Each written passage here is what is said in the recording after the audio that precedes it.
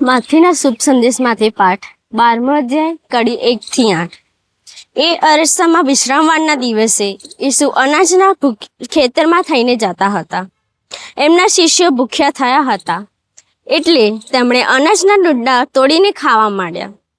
આ જોઈને ફરીસીઓએ ઈસુને કહ્યું, જુઓ, તમારા શિષ્યો વિશ્રામવારના દિવસે જેનો નિષેધ કરે છે એવું કરી રહ્યા છે। પણ ઈસુએ તેમને કહ્યું, દાવીદ અને તેના સાથીદારો ભૂખ્યા થયા હતા ત્યારે દાવીદે શું કર્યું હતું એ તમે વાંચ્યું નથી? ઈશ્વરના થાનકમાં જઈને ત્યાં ધરાવેલા રોટલા તે ખાઈ ગયો હતો, જે ખાવાનો તેને કે તેના સાથીદારોને કે પુરોહિતો સિવાય બીજા કોઈને પણ અધિકાર નહોતો। અથવા તમે શાસ્ત્રમાં વાંચ્યું નથી કે વિશ્રામવારને દિવસે મંદિરમાંના પુરોહિતો વિશ્રામવારનો ભંગ કરે છે, છતાં તેમને દોષ લાગતો નથી। પણ હું તમને કહું છું કે અહીં એ મોજૂદ છે તે મંદિર કરતાં પણ મહાન છે।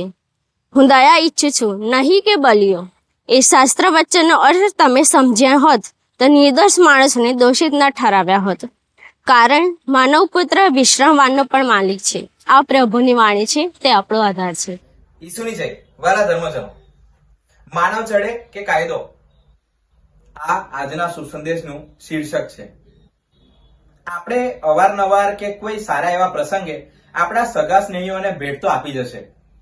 કોઈ દિવસ એવું બને કે આપણે કોઈ વ્યક્તિને ભેટ આપીએ તો એ ભેટ હાથમાં લેતો ખરો, પણ એ હાથમાં લીધા પછી જે ઉપર જે કલરિંગ કાગળ હોય તે સરસ રીતે કાઢીને વાળીને સરસ રીતે પોતાના ખિસ્સામાં મૂકી દે અને પેલી ભેટ કચરાના ડબ્બામાં। કેટલું ખોટું લાગે। પેલું જે કાગળ નકામું હતું એ સરસ રીતે વાળીને ખિસ્સામાં મૂકી દેવામાં આવે ને પેલી અમૂલ્ય ભેટ એ કચરા પેટીમાં જાય। બસ આવું જ કંઈક આજના સુસંદેશમાં દર્શાવેલું છે।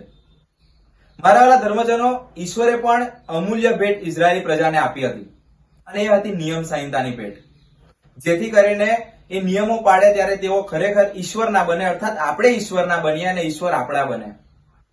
પણ સમય જતા એ નિયમોનું પાલન એ માત્ર બાહ્ય થઈ ગયું અને કાયદા પાલન એટલે બસ ધર્મપરાયણતા આ વસ્તુ માનવામાં આવી।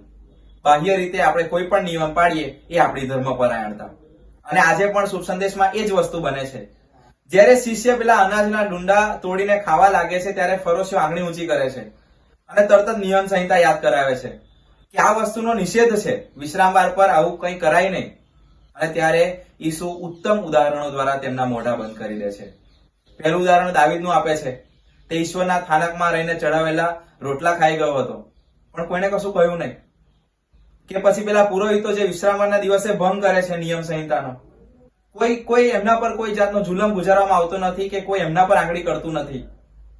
કહેવાનો અર્થ એટલો છે, બાહ્ય રીતે નિયમો પાડ્યા કરતા સાચી ઈશ્વર પરાયણતાને આપણે અપનાવીએ એ આપણી માટે વધુ બહેતર છે। આજે ઈશ્વર આપણને સાચા રસ્તે લઈ જવા માંગે છે, ના કે નિયમ સંહિતાનો બોજો આપણા ખભે મૂકવા માંગે છે। આપણે ગઈકાલના શુભ સંદેશમાં સાંભળ્યું, ઓ થાકેલાઓ અને બહારથી કચડાયેલાઓ, મારી પાસે આવો।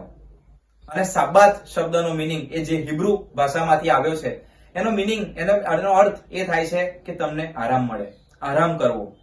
અને ગઈકાલના શુભ સંદેશમાં ઈસુએ કહ્યું, ઓ થાકેલાઓ અને બહારથી કચડાયેલાઓ, મારી પાસે આવો, હું તમને આરામ આપીશ। સાચો આરામ એ બાહ્ય રીતે નિયમ પાળવામાં નથી, સાચો આરામ સાચી રીતે ઈશ્વરના રસ્તે ચાલવામાં છે। ઈસુની જય।